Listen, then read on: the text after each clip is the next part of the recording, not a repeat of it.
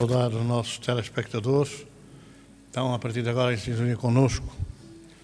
Hoje, na sequência do dia 29 passado, é um dia especial para nós, e de maneira que vamos ter uma apresentação diferente, mas vai tudo dar ao mesmo, certeza que nos vai reunir em harmonia e em paz. Vamos iniciar os nossos trabalhos.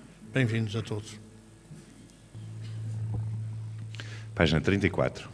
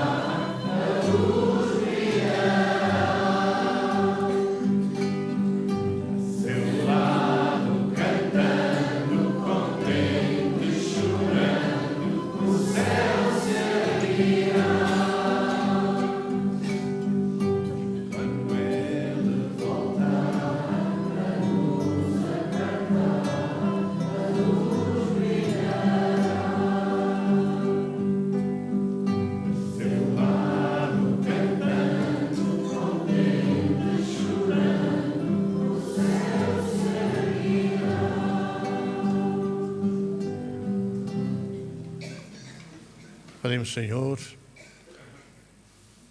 que nos envolvas na tua paz, na tua luz, através das tuas falanges socorristas, dos teus mensageiros e também daqueles que trabalham connosco no mundo espiritual, na nossa instituição. se conosco e nos abençoe nos trabalhos desta noite. Página 35.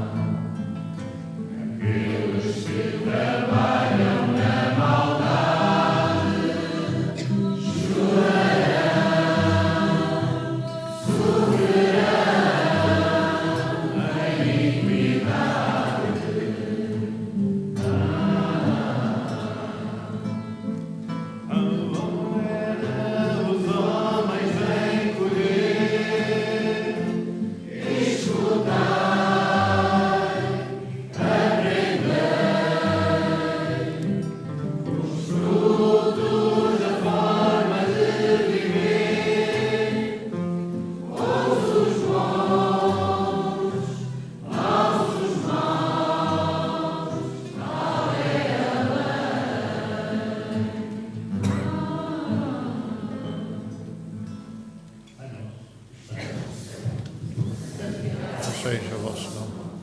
Venha a nós o vosso reino. Seja feita a vossa vontade, assim na terra como no céu. O pão nosso de cada dia nos dai hoje. Perdoai-nos as nossas ofensas, assim como nós perdoarmos a quem nos tem ofendido. E não nos deixeis cair em tentação, mas livrai-nos do mal. Ave Maria, cheia de graça, o Senhor é convosco. Bendita sois vós entre as mulheres. Bendito é o fruto do vosso ventre, Jesus. Santa Maria, Mãe de Jesus, rogai por nós, os pecadores, agora e na hora da nossa morte. Dissemos inicialmente que era um dia especial para nós, uma vez que as datas que nós hoje comemoramos reporta-se à passada terça-feira, dia 29 de abril, exatamente também o dia em que o Estado português aprovou a nossa instituição como instituição particular de solidariedade social e que, coincidentemente, representava também o dia em que Allan Kardec publicou o terceiro pilar do Espiritismo, o Evangelho segundo o Espiritismo. Nós temos ali duas datas, a 15 e a 29. De facto, no seu início, o Evangelho segundo o Espiritismo tinha o título Imitação do Evangelho. É evidente que foi um título que Kardec colocou sem se ter apercebido que não se tratava de uma imitação do Evangelho, mas tratava do próprio Evangelho, da Boa Nova de Jesus, então já interpretada à luz da doutrina espírita. De facto, quando a falange do Espírito de Verdade veio à Terra trazer este código de conhecimentos que foi o Livro dos Espíritos, o Livro dos Médiuns e depois o Evangelho, o Espírito de Verdade, e curiosamente também neste título do Evangelho segundo o Espiritismo, fala que vinha, como outrora, aos filhos da casa de Israel. Bastaria juntar este conhecimento para verificar que realmente quem veio outrora aos filhos da casa de Israel foi Jesus, o Cristo de Deus, o médium de Deus. E, portanto, estava mais que esclarecido que ele comandava a falange de espíritos de grande envergadura espiritual, alguns que, como por exemplo Paulo, que o acompanharam, não diretamente, mas depois mais tarde, assumindo o 12º apóstolo no lugar de Judas. Mas estava na cara, ou estava claramente definido, que todo o manancial de luz e de conhecimentos que Jesus tinha deixado de uma forma mais ou menos resumida ao seu tempo, vinha então agora já esclarecida segundo os conceitos reais do Cristo e não segundo as interpretações que foram sendo dadas pelos homens com as suas conveniências, com as suas ambições, aos ensinamentos de Jesus. Então, aparece esta data de 15 de abril, que representa a primeira publicação de imitação do Evangelho. E logo a seguir, no dia 29, a conselho certamente dos espíritos e também dos amigos, Kardec publicou o Evangelho segundo o Espiritismo, já com o título definitivo. E daí que, curiosamente, este 29 de abril tenha correspondido também à data em que fomos aprovados como IPSS, 29 de abril de 2005, curiosamente, com uma retroação de 8 anos, isto é, fomos aprovados em 2005, mas com a data de 1997, porque o processo andou mais ou menos metido numa gaveta por funcionários diligentes que nem nunca foram chamados disciplinarmente à responsabilidade. Portanto, é esta data da terça-feira passada que nós fizemos o Evangelho no Lar em direto pela televisão, que nós hoje, perante toda a gente, que nós hoje comemoramos e que, sem dúvida alguma, faz parte de uma homenagem que nós precisávamos de fazer a Allan Kardec, ao professor Leon Hipólite Denisard Ribeiro. E é dentro dessa homenagem que nós vamos ter os nossos jograis, que fazem parte da equipa da evangelização, que vamos ter os nossos jograis apresentados agora com uma representação em homenagem exatamente a Allan Kardec.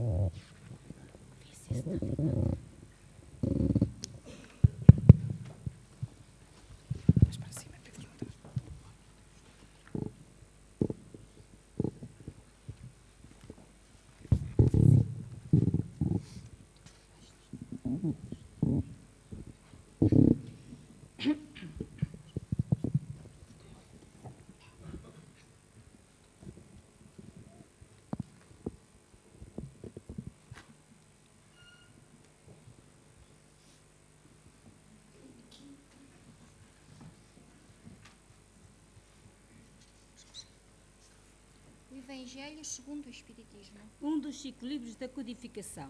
Foi publicado em abril de 1864. As questões éticas são expostas com realismo. O comportamento do ser humano é posto em questão. E a morte deixou de ser tratada como algo atro. Assim, Kardec extrai dos Evangelhos Os princípios de ordem ético-moral universais. Saindo dos cânones tradicionais. Dando-nos para a vida conselhos. Mas estuda também o papel das precursões do cristianismo E do Espiritismo, que são Sócrates e Platão. Que nos deixam como legado esta condição. É o desenvolvimento dos tópicos religiosos. Do Livro dos Espíritos. e representa o manual de aplicação moral Do Espiritismo. Traz-nos, pois, os ensinamentos de Jesus. O Espírito de verdade, nosso irmão. Mostra-nos uma nova forma de encarar a religião. Que nos diz? Que não vem destruir a lei, Mas cumpri-la. Que a verdadeira vida é espiritual. que há muitas moradas no reino de Deus. Os mundos inferiores e os superiores. Para chegarmos ao mundo regenerador, há que nascer de novo. E vir novamente ao meio do povo. Um reino onde os aflitos serão bem-aventurados. E pelo Consolador, consolados. O Cristo Consolador. O Consolador prometido. O Espiritismo. Bem-aventurados os pobres. Os pobres de espírito. O que se eleva será rebaixado. E o do coração puro, bem-aventurado. Deixai vir as minhas criancinhas. Bem-aventurados os mansos e pacíficos. E os misericordiosos. Cumpra-se o maior mandamento. Amar o próximo como a si mesmo. Amar também os inimigos. Com convicção e não com esmo. Dar sem esperar recompensa. Não saber a mão esquerda o que a direita dispensa.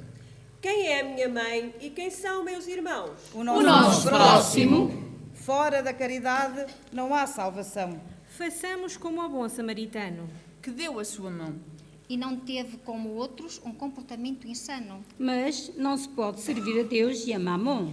A César o que é de César e a Deus o que é de Deus. Seremos perfeitos um dia. Mas dos muitos chamados, poucos serão os escolhidos. Pois será pelas boas obras que serão reconhecidos. Tenhamos fé. A fé que transporta montanhas. Fé, mãe da esperança e da caridade. Para criarmos uma cadeia de fraternidade. Os últimos serão os primeiros. Seremos os trabalhadores da última hora? Pelo fruto se conhece a árvore. Pois há muitos falsos cristos e falsos profetas. Que têm de se mandar embora. Não espereis o que Deus juntou. Não na lei dos homens, mas nas que Deus criou. É esclarecida a palavra de Jesus. Quando nos parece estranha moral. Pois a ninguém ele desejava o mal. A verdade, acima de tudo, não há que esconder. Isso também temos que aprender. Busca e acharás. E ajuda terás. Mas não esqueçamos de dar de graça O que de graça recebemos. E a mediunidade não menosprezemos. Com a força do pensamento, Nossas preces elevaremos no firmamento. Esse o ensinamento.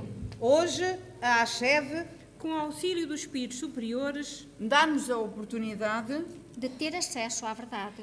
Uma tradução portuguesa nos traz. desta obra abençoada. Que por nós irá ser acarinhada. mais fácil estudar. e todos iremos comprar.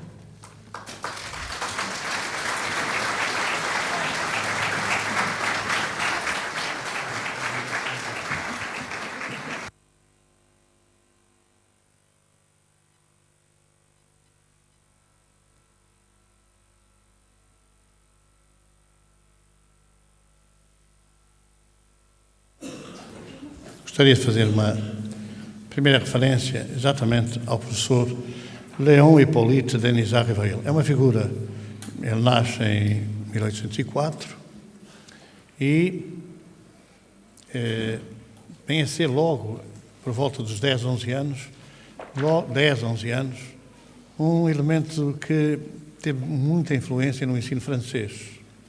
Ele é enviado para Yverdun, na Suíça, para uma escola de referência em toda a Europa, a escola de Yverdun, de Pestalozzi.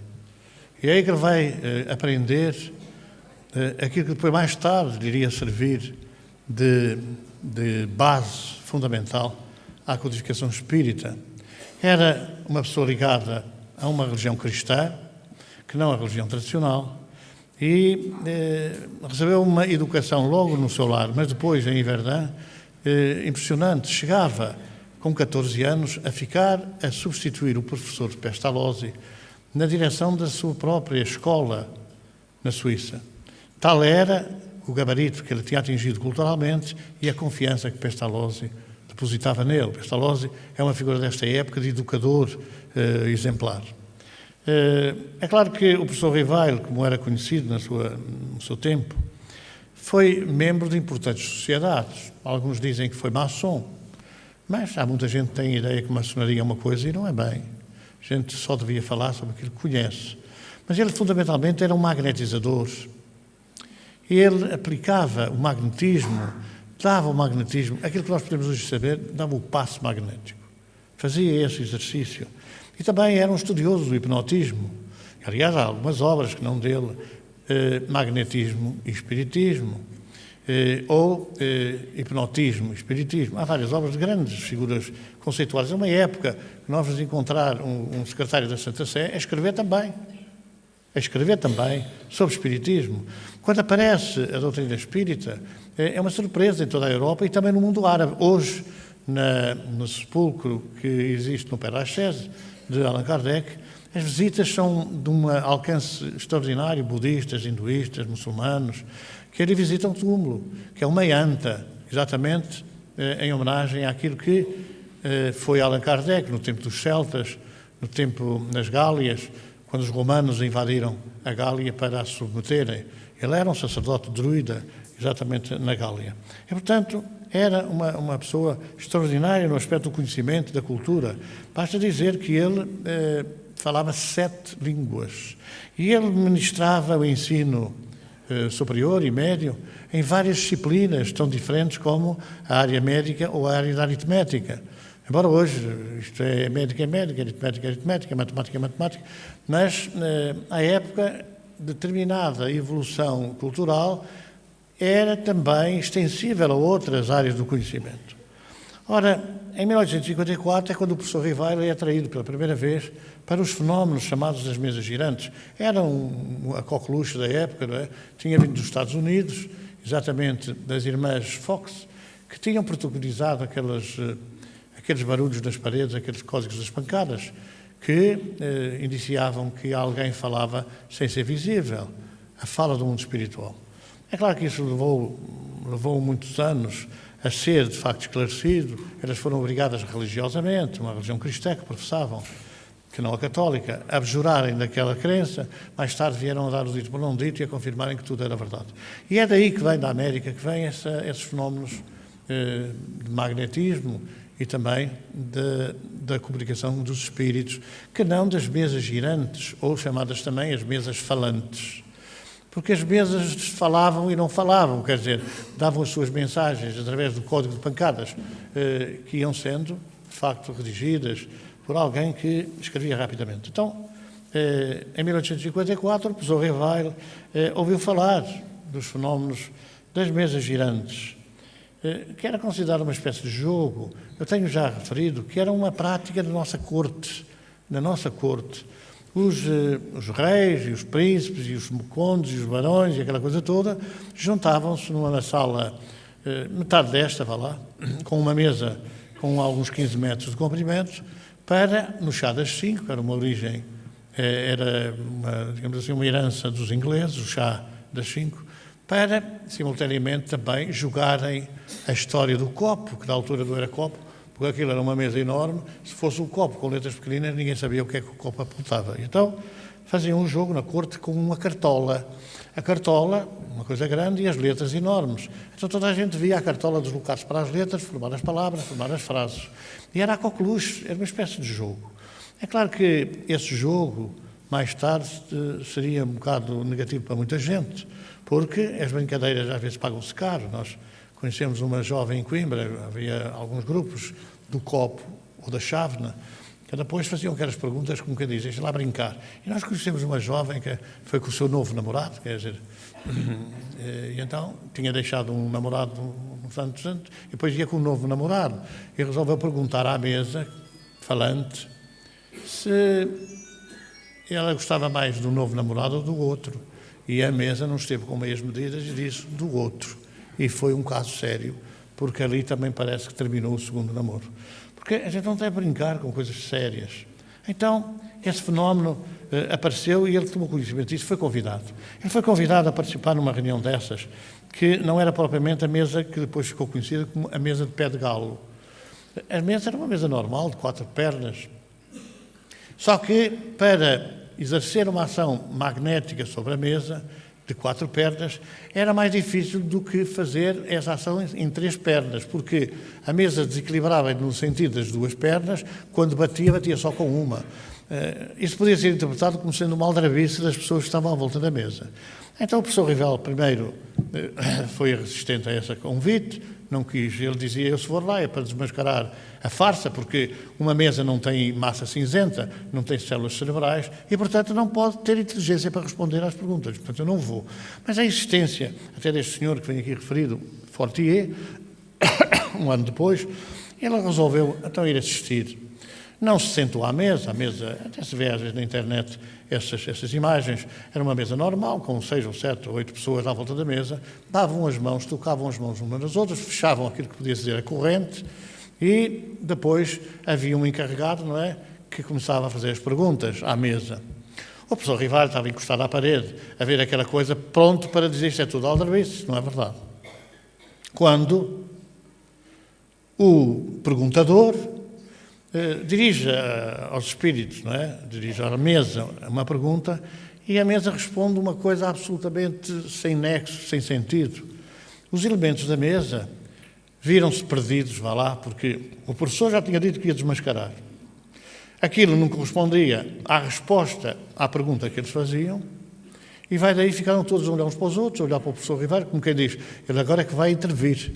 Quando o professor disse, continuem, porque a mesa está a responder às perguntas que eu estou a fazer mentalmente.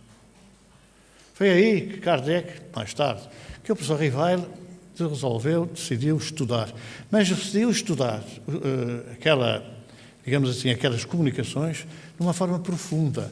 Mas não se conteve em arranjar um grupelho ali à volta e fazer as perguntas ao grupo. Não, ele elaborou de uma forma pedagógica impressionante, que aliás tinha aprendido com Pestalozzi na Escola de Verdun e depois tinha aprendido ao longo da sua vida. Ele faz um código de perguntas tão profundo e tão bem elaborado que realmente só faltava um complemento, era não ser atribuído sempre ao mesmo grupo.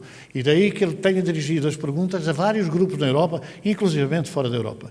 E depois recolheu todas as respostas e procurou aquelas que correspondiam, que eram mais próximas. E elaborou o primeiro livro dos Espíritos, em 1857, livro que tinha, nessa altura, 515 perguntas e 515 respostas. A segunda edição, logo a seguir, passado um ano ou dois, já tinha 1019 perguntas e algumas adendas, algumas alíneas. E aí é impressionante porque quem detinha o poder de censura nessa época era a Igreja. Aliás, a revolta que se instalou no meio popular contra a Igreja, contra a religião, resultava exatamente disso.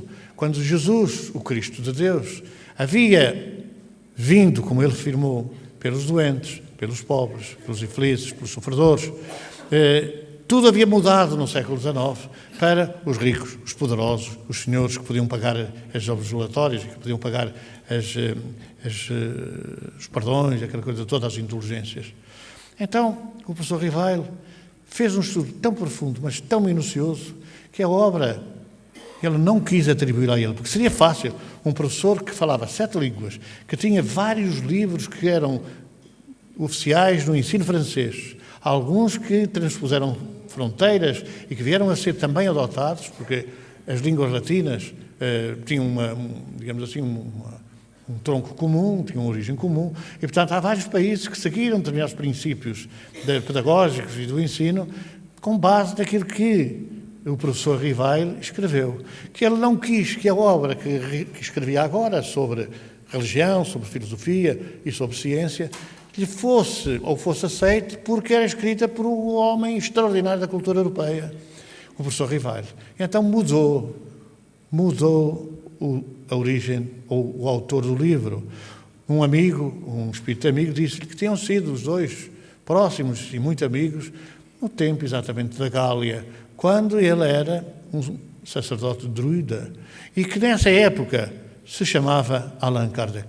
É quando ele coloca no frontispício de toda a sua obra Allan Kardec, o nome de Allan Kardec. É claro que falarmos da biografia de Allan Kardec é extremamente difícil, porque há tanta coisa, mas tanta coisa ainda que está por divulgar, que quando daqui por meia dúzia de anos for divulgado, nós vamos ver o alcance muito mais profundo. Alguns estudiosos dizem que o professor Rivalho tinha vivido uma vida anterior como João Hus, na Checoslováquia.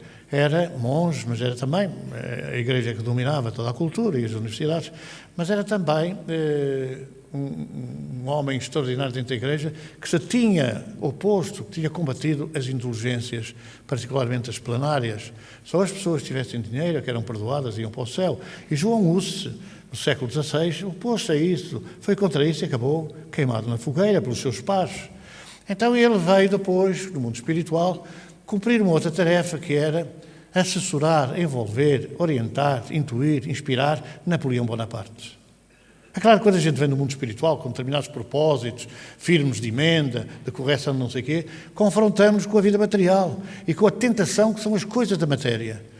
E o professor, ou melhor, o Napoleão Bonaparte, embora ouvisse a inspiração de liberdade, igualdade e fraternidade, que são as ideias de força e base da Revolução Francesa, deixou-se antes, enfim, envolver pelo Garve, ele era, vamos dizer assim, com aquele tricórnio na cabeça e tal, é uma pessoa importante, esqueceu-se do seu compromisso espiritual.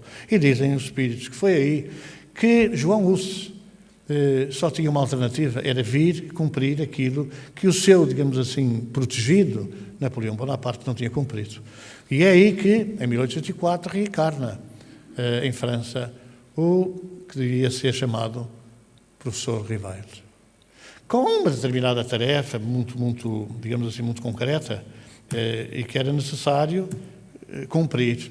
Dizia assim, Kardec era Jesus, Kardec... Não, Kardec nunca teve essa preocupação. Era um homem firme. Aliás, com a sua estrutura, que viram ali, a sua estatura, que viram ali nas fotografias, era um homem firme. Viram uma mais abaixo, que era jovem, e depois uma mais já, mais adiantado. Ele acabou por desencarnar em 1869, com 65 anos. Depois de cumprir a sua tarefa, embora tivesse trabalhado mais do que aquilo que era aconselhável. E alguns dizem que foi esgotamento físico e cardíaco que o levou ao desencarne. Embora a gente às vezes comece a fazer análise, comece a tirar conclusões daquilo que de facto não sabe. Então, essa homenagem que nós prestamos a Allan Kardec, com digamos assim, com este resumo muito resumido da sua biografia, acaba aqui nesta anta. É uma sepultura da Gália, dos celtas, e então ele está ali, os restos mortais estão ali sepultados, num cemitério absolutamente abandonado, o cemitério de Père Lachaise, em Paris, que tem, de um extremo ao outro, não sei se 1 quilómetro ou mais, tem de perímetro uns 3 ou 4 quilómetros, anda-se lá dentro de carro, e está absolutamente degradado. As sepulturas, a maior parte delas são do século XIX, e estão abandonadas, porque a manutenção daquilo custa muito dinheiro. Nós tivemos a oportunidade, em 2004, de estar aqui, e a Câmara Municipal de Paris proibiu o ajuntamento de mais de 15 pessoas, porque se suspeitava nesse tempo, nessa altura, estamos a falar de 140 anos dos Evangelhos, se suspeitava que pudesse haver um atentado. E então muita gente concentrada ali podia abrir caminho a uma tragédia. Mas nós, mesmo assim, fintamos a Câmara de Paris e fomos lá 30 e tantos portugueses, quase todos aqui de Viseu. E há um facto curioso que ocorre ali. Quando nós estávamos junto da anta, junto da sepultura, apareceu um idoso com uma bengala a mancar, com 3 rosas na mão envolvidas em prata. Ao chegar junto daquele grupo, e estávamos a tirar fotografias, fotografias à anta, quando ele, no francês, interpelou um de nós, uma nossa irmã, o que é que estamos ali a fazer? Porque não era permitido fotografar sem autorização. O nosso companheiro, que estava a fazer as fotografias, é que ele se dirigiu depois para lhe perguntar para que é que estão a tirar fotografias, é para ir vender ou não sei o quê. Teve a oportunidade de dizer, mas nós não podemos pedir autorização a alguém que está desencarnado, que é espírito. A conversa foi muito interessante. Até que, quando regressamos depois para o Congresso, nós reparamos que projetaram nessa manhã uma figura, uma fotografia no ecrã do Centro do Congresso, e a pessoa parecia-nos exatamente aquela que tínhamos visto no cemitério, porque depois daquela conversa junto ao cemitério ele arrastava-se a andar. Nós saímos 500 metros, provavelmente, até à saída sei se norte, talvez, do cemitério, para apanharmos o metropolitano, e quando chegamos já ele lá estava. Como é que era possível? Nós, mais novos, sem bengalas e sem nada disso, tínhamos chegado depois dele que ia com dificuldades em caminhar. Lá houve mais uma troca de conversa e tal, fomos para o metropolitano, avançamos até o cruzamento das linhas que davam acesso depois ao lugar do Congresso. E aí, quando íamos a sair do metropolitano, ele vinha atrás de nós também a sair do metropolitano. Falou com outro de nós, ou a mesma, talvez, e disse, afinal são portugueses, somos. Eu gosto muito dos portugueses, muito bem, estou muito contente, uma salva de palavras de circunstância. Quando chegamos ao Congresso, a fotografia desencarnou esta madrugada. Aquela figura, que agora me escapa o nome, daqui um bocadinho pode ser que eu me recordo. Bom, nós ficamos surpreendidos todos, os vieram de um lado, os vieram do outro, então não era ele que estava no cemitério, e depois, para tirar dúvidas, dirigimos ao Presidente da União Francesa e Francófona, que não deve ter percebido o nosso francês, porque era uma língua muito diferente, uma língua eslava, não é? A nossa era uma língua latina, não percebeu e fez conta que não ouviu nada. Depois perguntamos a Divaldo, mas Divaldo, era assim, assim, assim? Era. Mas então desencarnou? Ele não vivia em Paris, estava acamado há 6 meses em estado de coma e veio dizer adeus ao seu amigo Allan Kardec. É claro que esta notícia, esta constatação, tem pouco eco na imprensa espírita internacional, particularmente a mais, porque isto às vezes é assim, quando não somos nós, os outros também não são. Mas aconteceu isso perante 30 testemunhas e de facto foi um caso curioso neste cemitério de Père-Lachaise, como eu disse, tem as sepulturas quase todas degradadas, esta é a mais bem apresentada. E continua hoje a ter visitas de todas as faixas religiosas. E vou dizer, budistas, hinduístas, muçulmanas, etc. Maoístas. Portanto, é uma figura que na altura era uma figura que congregava a cultura, a filosofia, que era a filosofia da vida, as leis, etc. A ciência, que era a comunicação do mundo espiritual com o mundo material, e a religião, embora tenha sido dada a ideia de que era um código moral com consequências religiosas. Depois, mais tarde, Kardec veio dizer que é mesmo religião. É religião, não é mais uma religião. Então, esta homenagem, de facto, que nós prestamos, tem a ver com esta figura que viria a ser, na boca da sepultura, viria a ter, digamos assim, uma oração de sapiência, um comentário de uma figura incontroversa naquela altura da astronomia, Camille Flammarion, que tem vários livros espíritas. Camille Flammarion é autor de obras colossais de orientação, de análise dos astros, análise do firmamento, do universo. E vem a ser, de facto, uma figura muito importante daquela época. Ora, como passavam este ano 150 anos, e nós já andávamos com alguma ideia há muito tempo, nós resolvemos homenagear Kardec, agora com um ato que é impensável ou que é desconhecido, não se tem nenhuma informação sobre isso, que é a publicação do primeiro livro, o Evangelho segundo o Espiritismo, traduzido diretamente do francês ao português. Os livros que nós temos do Evangelho segundo o Espiritismo são, na sua quase totalidade, exceto o nosso, reposições da tradução brasileira de 1920, só para dar o exemplo. Conseguintemente, é uma palavra que não existe. Eternamente, claramente, evidentemente, mas conseguintemente é por conseguinte, na linguagem nossa. Por conseguinte, não é conseguintemente. Mas é evidente que, naquela época, 1920, e depois isto veio a ser até o ano passado, o texto, a tradução é a mesma, há determinados vocábulos, a forma de expressar, ao tu ou ao você, que são prática usual de linguagem, da linguística do português brasileiro, e que estão hoje analisados bem os textos do francês, a terceira edição, revista e atualizada por Kardec, e aquilo que é hoje, digamos assim, a tradução ao português de Portugal, tem uma diferença bastante significativa.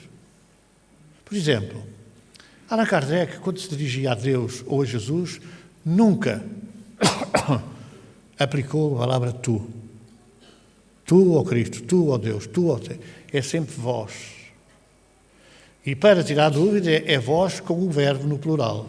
Vós sois, vós dais, vós sois... Sempre vós.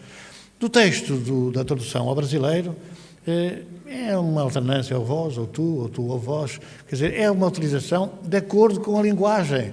Eu nunca sei se os amigos se tratam por tu ou se tratam por você, no Brasil. Há quem diga que o tratamento de você é um tratamento mais próximo. Para nós, o tratamento mais próximo é tu. Mas para nós, o tratamento mais respeitoso é vós. Vós sois a luz do mundo, vós sois... E, portanto, não há, nesta tradução, não há realmente do francês, e o francês é uma língua latina, a nossa língua é da mesma raiz, portanto, nada melhor do que traduzir exatamente aquilo que é a nossa linguística. E também a pontuação é diferente. A pontuação Kardec utilizava quase sistematicamente o ponto e vírgula e os dois pontos, e nós vamos encontrar nos evangelhos publicados aí pelos nossos irmãos do Brasil, quase sempre vírgula, ponto, vírgula, ponto, vírgula, ponto. Mas na base da sua escrita está sempre o ponto e vírgula e os dois pontos, alternando o ponto e vírgula com letra minúscula a seguir e os dois pontos com letra maiúscula a seguir, que eu ainda aprendi assim, quando era na estrutura da fraseologia, na composição, digamos assim, que a gente fazia das redações, etc. Aquilo era ali, né? Era ali bem, era erro. Faltar um acento, era erro. E como é natural, o português brasileiro, muitos acentos que passam ao lado, não tem essa estrutura. As frases, nós começamos sempre sujeito, complemento predicado, complemento direto. Sintagma nominal 1, sintagma nominal 2, sintagma nominal não sei quantos, mas a estrutura é a mesma, com nomes diferentes. Sujeito, eu quero ir a Lisboa. Eu quero ir a Lisboa. E há quem diga isto de outra maneira. Lisboa, por acaso, interessava-me e eu até estou a querer lá ir.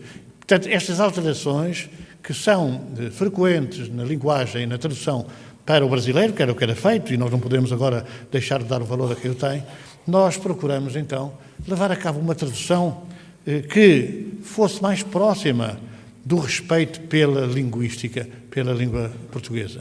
E gostaria de dizer aqui um outro pormenor. O acordo ortográfico ainda não está em vigor. O acordo ortográfico não está ainda em vigor. Curiosamente, nós cedemos muita coisa ao acordo ortográfico para ir ao encontro dos nossos irmãos brasileiros, da sua forma de linguajar, de falar, a cantar. E, portanto, nós eliminamos o C quando é aberta a ação. Quando é aberta a palavra ação, a ação, satão, né? Quando as coisas que escrevem assim, a abertura do a, ação, reação, por aí fora, é dada pelos dois Cs, pelo C e o C de cedilha. Mas isso é da derivação das palavras do português do latim. Ora, isso perdeu-se tudo, quer dizer, agora tirou-se os Cs todos. Só que, por exemplo, só para termos uma ideia, o Brasil não aprovou ainda o acordo ortográfico, Angola não aprovou e parece que não quer aprovar, Moçambique não aprovou e também parece que não quer, porque Angola, Moçambique, Guiné, seguiram o anterior acordo ortográfico, que era aquele que a gente tinha aqui há 2 anos atrás. Nós mudamos mais rapidamente, embora o tivéssemos cedido para, de alguma forma, agradar aos nossos irmãos do Brasil, que, diga assim a bom da verdade, são 200 milhões e nós somos 10 milhões, não é? Nós somos 10 milhões. Mas, mesmo assim, eles são 81 vezes maior que Portugal e 10 milhões para 100 só são 10 vezes. Ainda estamos para ver o que é que vem a seguir. Portanto, nós fizemos este esforço, uma equipa da associação fez esta tradução. Não bem referir os nomes das pessoas, a não ser a coordenação, que eu tinha que assumir a responsabilidade e passei a ser o coordenador de uma equipa de 5 elementos que durante um tempo recorde, 3 ou 4 vezes, se debruçou, corrigiu, analisou a sintaxe, analisou a pontuação, para que o livro saísse com qualidade e pudesse ser publicado exatamente quando passavam os 150 anos da publicação da primeira edição como Evangelho, segundo o Espiritismo, não da primeira edição como imitação do Evangelho.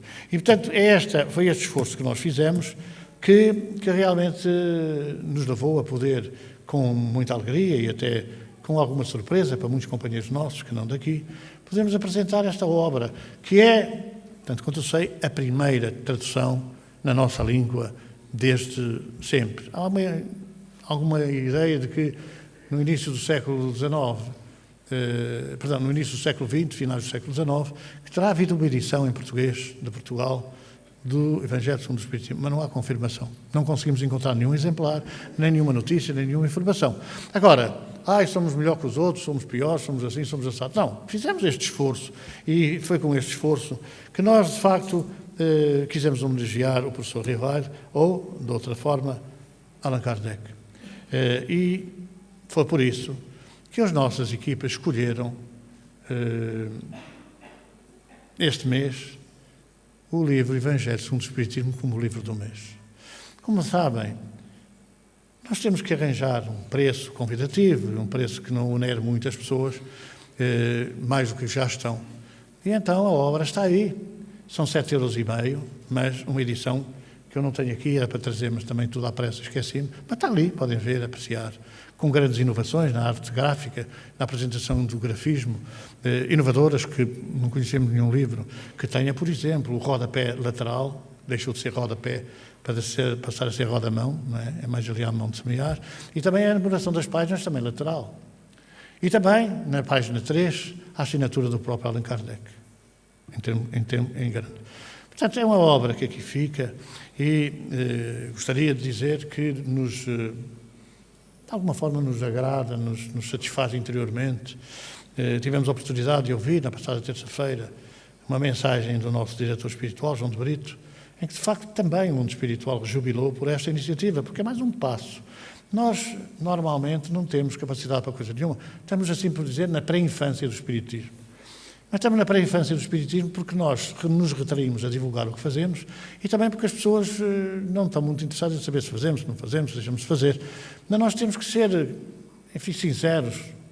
Foi difícil, porque praticamente nós tivemos que fazer, nos últimos 3 meses, um trabalho gigantesco, com muita luta, com muita dedicação de toda a equipa, na correção dos textos, das palavras, de toda essa composição linguística. E temos a obra aí, para quem de facto quiser apreciá-la. E gostaríamos ainda de dizer o seguinte: não ficamos por aí, já não é surpresa nenhuma, a nossa predisposição é irmos mais fundo aos livros que Kardec escreveu, porque há muita coisa que veio dos livros que está ligeiramente escrita de uma forma que pode levar a outras interpretações. E, portanto, já estamos a trabalhar no Livro dos Espíritos, provavelmente será o próximo livro a publicar, porque é fundamental. O Livro dos Espíritos é um tratado de filosofia que nos ensina tudo aquilo que é a filosofia da vida, as leis da vida, as leis de Deus, que os homens fomos deturpando, mais ou menos por interesses escusos e mesquinhos, ao longo dos séculos. Não é? A mensagem que Jesus trouxe, que era uma mensagem de esclarecimento, foi completamente alterada e deturpada. E não só essa mensagem, só para dar um exemplo, um dos livros do Antigo Testamento, chamado Deuteronômio, que terá sido descoberto debaixo de um altar de um templo egípcio e que teria sido atribuído a Moisés. Ora, Moisés era completamente, no sentido de escrever e contar, analfabeto. Moisés tinha sido preparado para ser faraó, porque era um menino bem quisto do faraó, que não via no seu filho capacidade para o substituir, e, portanto, ele foi preparado no palácio para ser faraó, mas não sabia ler nem escrever. Há 100 anos, os militares, os oficiais, não precisavam de saber ler nem escrever. Quem tinha que saber ler e escrever eram os sargentos, porque os oficiais mandavam, vai fazer aqui, vai fazer acolá, vai para ali, vai para acolá. Os sargentos tinham que fazer as contas, tinham que fazer a escrita, tinham que registrar aquela coisa toda. Como no tempo de Jesus eram os escribas, não é? Os outros não precisavam de saber ler nem escrever. Então, Moisés não sabia. Mas o livro foi descoberto 1000 anos depois de Moisés e atribuído a Moisés. E por que foi atribuído a Moisés? Porque todo aquele que viesse a publicar uma coisa daquela não tinha credibilidade. Se tivesse a chancela de Moisés, toda a gente acreditava. Ainda hoje, os judeus vivem 2000 anos depois do Cristo, vivem à espera do Messias porque aquele era um profeta qualquer e continuam a seguir Moisés. Pois esse livro tem no seu capítulo 18 uma coisa curiosa, é uma reflexão sobre a comunhão coletiva. Quer dizer, as pessoas vão comungar, como sabem, tem que fazer o ato de contrição, tem que confessar os pecados, tem que assim, tem que assado. Mas, se não houver tempo, se forem num passeio, se forem não sei o quê, então o sacerdote faz uma reflexão coletiva. E a reflexão coletiva é com base nesse capítulo 18 do livro de Deuteronômio. E da chave fundamental que lá vem, diz assim, que é um pecado mortal, onde lê, cada um fala para si. Não pactuar com magia, feitiçaria, bruxaria e outras artes adivinhatórias. Este texto de 1824, que é o último texto que, por um acaso, eu tive acesso num estudo que fiz sobre factos espíritas na história, era de 1824, pactuar com magia, feitiçaria, bruxaria e outras artes adivinhatórias. Mas em 1924, 100 anos mais ou menos me deiam, daqui por 10 anos vai ser outra vez revisto o texto, os textos da Bíblia e naturalmente o Deuteronômio também o será, mas em 1924 mudou o parágrafo. Não pactuar com magia, feitiçaria, bruxaria e espiritismo. Ora, em 1824 nem sequer havia espiritismo. A palavra foi criada por Allan Kardec, é o neologismo, é uma palavra nova de 1857. Para ideias novas, palavras novas. E Kardec, em vez de espiritualismo, colocou a palavra espiritismo. Aí, quando há feita a revisão a seguir, já havia espiritismo, foi acrescentada a palavra espiritismo no Deuteronômio. Moisés estava muito longe de saber o que era essa coisa de espiritismo. Era espiritualismo. E só descobriu isso depois de fugir do Egito. Depois de levar o seu povo a fugir do Egito. Porque no Egito era uma religião muito própria deles, que não falava nessas coisas. Todas as religiões do mundo são espiritualistas. Entretanto, há uma aberração, há uma recusa quase total dos religiosos cristãos falarem em espiritismo, em espírito, etc. Embora a religião católica, protestante, etc. e tal, sejam religiões espiritualistas, isto é, têm a primazia do espírito sobre a matéria. E Jesus já tinha falado, o espírito é como o vento. Só para onde quer, ninguém sabe de onde vem, nem para onde vai. O que quer dizer que era uma palavra que, curiosamente, foi traduzida ao grego por uma palavra grega, que era psique. Psique é espírito, no grego. Entretanto, nós vemos aí, por exemplo, psicologia, psiquiatria, psicoterapia, e falar de espírito, nada. Ninguém fala. Porque espírito é o que gera os problemas que chamam hoje psicológicos, ou psiquiátricos, ou psíquicos. São problemas do espírito. Quando alguém me disser, isso é um problema psicológico, poderia dizer de outra forma, o senhor está com um problema espiritual. Mas aí a César o que é de César e a Deus o que é de Deus fugia aos cânones da prática normal, porque eu não posso ser espiritualista e depois ter uma porta aberta a cobrar ali X por cada consulta. Porque aquilo que é de Deus é Deus e aquilo que é de César é de César. Se eu tiver um curso de medicina, pois com certeza exerço esse curso, ou de pedreiro, ou de carpinteiro, e é para pagar porque é um trabalho físico. Mas se eu tiver um trabalho espiritual, não tem pagamento. O amor não tem pagamento. E quando se aparece gente a tratar dos problemas espirituais com o pagamento de dinheiro, não pode chamar espiritual. Tem que chamar psicológico, psiquiátrico, psíquico, por aí adiante. Mas é mais que evidente. A palavra é como evangelium. Não é? Evangelium. Quer dizer na língua grega, boa nova. Quer dizer boa nova. Então eles viram-se gregos para arranjar substituição para a boa nova de Jesus, que nós sabemos que é o Evangelium. Mas é boa nova. E de anunciar a boa nova a toda a criatura. Foi Jesus que falou. Jesus não falou, e de anunciar o Evangelho a toda a criatura. Ele não falava grego. Não falava grego. Agora os gregos, quando traduziram na sua língua. Evangelium, boa nova. Boa nova. E outras palavras, que também surgem do latim, etc., que nós fomos aplicando e muitas vezes utilizando em nosso próprio proveito, por nosso próprio interesse. É? O batismo. Não. Marcos diz lá no capítulo 16, dou-vos o poder de perdoar dos pecados. Bom, mas Jesus não foi esse poder que deu de perdoar os pecados. foi: podeis fazer as coisas que eu faço e mais. Podeis fazer o que eu faço e mais, porque eu tenho Deus comigo e vocês terão a Deus e ter-me-ão a mim. Todos podeis ser deuses. Foi Jesus que falou. Esse perdão é a gente ter a noção de que a pessoa não tem mais nada a pagar, não tem mais erros a saldar, não tem mais crimes para ser punido, pagou tudo e pagou, está pago. Levanta-te, os teus pecados são perdoados, disse ele ao paralítico de Cafarnaum. E os fariseus hipócritas: mas quem é este agora para estar a perdoar os pecados? Só Deus. E Jesus mentalmente captou e respondeu. O que é mais fácil dizer é: levanta-te e anda, toma o teu cátaro e vai mostrar-te ao sacerdote, ou os teus pecados são perdoados? Seja, então levanta-te e anda, vai mostrar-te ao sacerdote. Significando que o levantar e andar, a cura dos males do corpo, estão relacionados com os erros que o espírito produziu no passado e que condicionam agora o presente. E muitas vezes, porque a gente anda mais ou menos a dormir, condicionam o próprio futuro. Então é esta homenagem que nós queremos hoje trazer, convidá-los, como disseram aqui os jograis, não é? Convidá-los a adquirir este livro. Mas eu já tenho. Está bem. Pronto.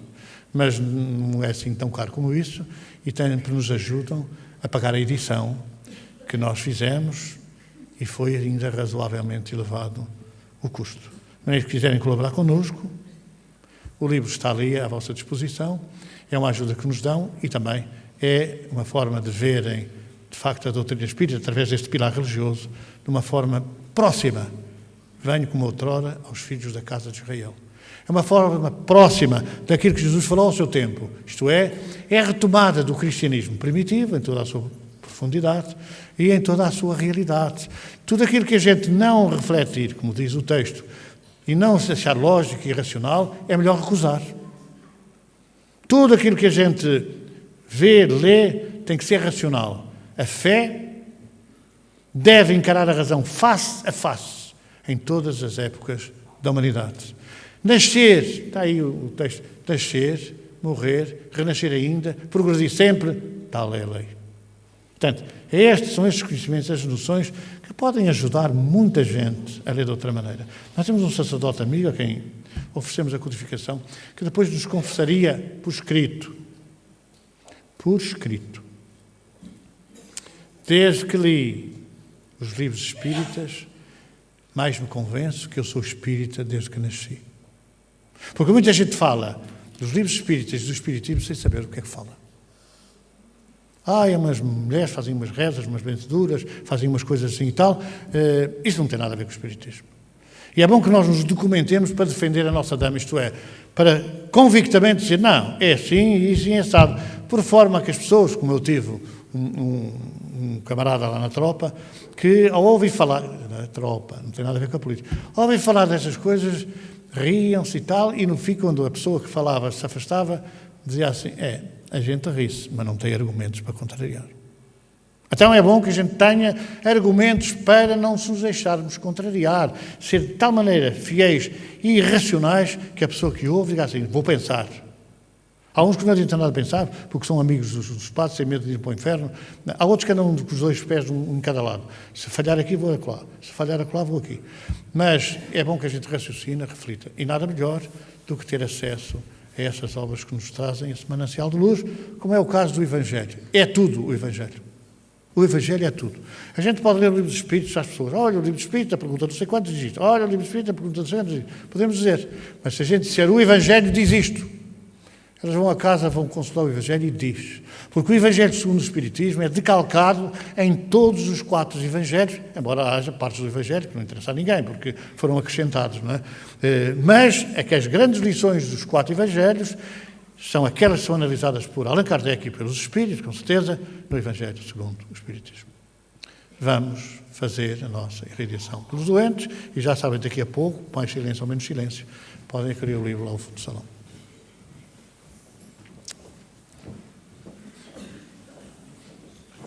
Se o Eugênio não estiver por aí perdido, alguém que eu ache.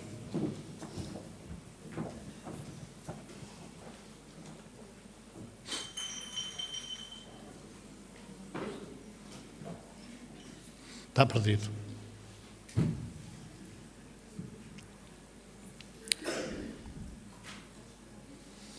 Não, vai lá. Nuno. Vamos lá.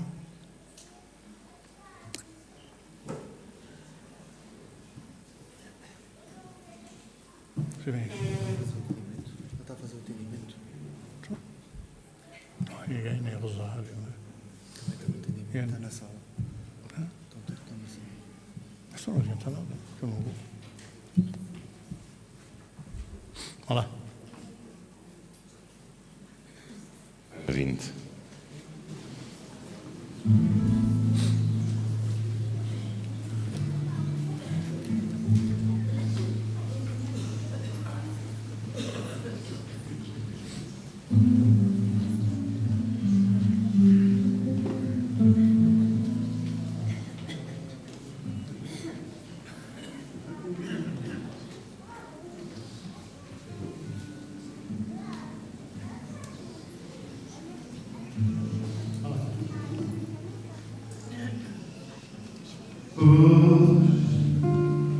Vamos contar uma história de amor, dessas que falam do bem e amor, como se fosse uma lenda bem viva.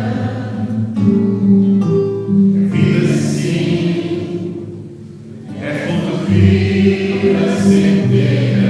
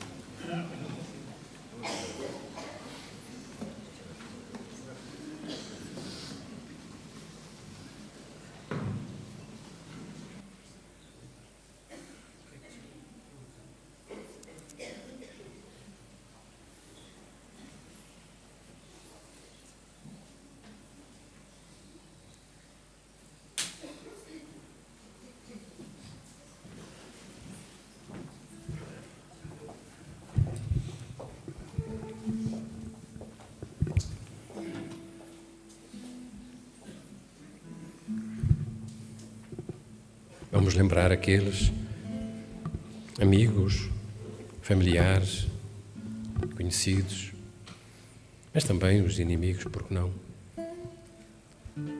Que sofrem, que estão em situações de desespero, de dificuldade, em situações em que os laços de família se rompem ou se estão em vésperas de romper.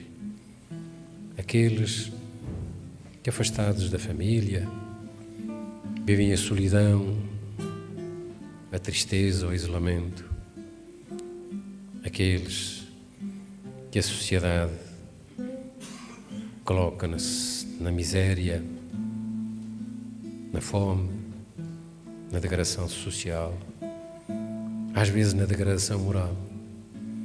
Mas aqueles que conscientemente também promovem a sua evolução através do vício, das imperfeições do corpo e da alma.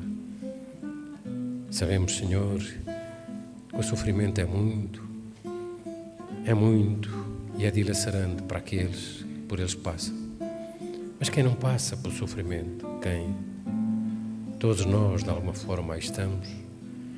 É por isso que neste momento nos juntamos nesta prece, nesta lembrança, e a nossa boa vontade, a nossa intenção em ajudar todos esses irmãos é uma forma que os amigos espirituais que vêm ao nosso encontram para recolher essas boas intenções, essas boas vibrações, essa energia purificada que lhes queremos lançar.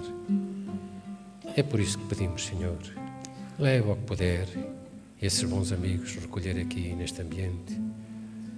É natural que seja pouco, somos poucos também, mas o que damos-lo com sinceridade. Queremos que o possas multiplicar. Quem sabe, se mais tarde esses irmãos, onde quer que estejam, não possam receber o benefício que agora lhes está a ser oferecido. Bem-ajam por isso, Senhor.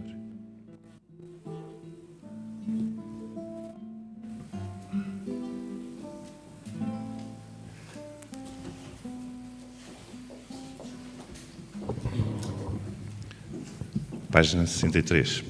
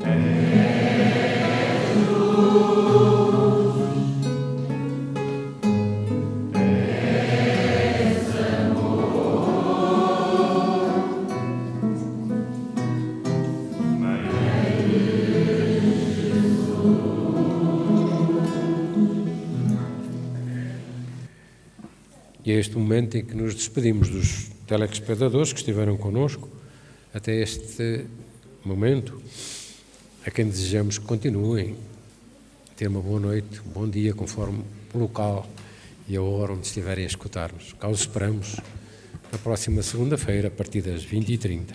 Para nós,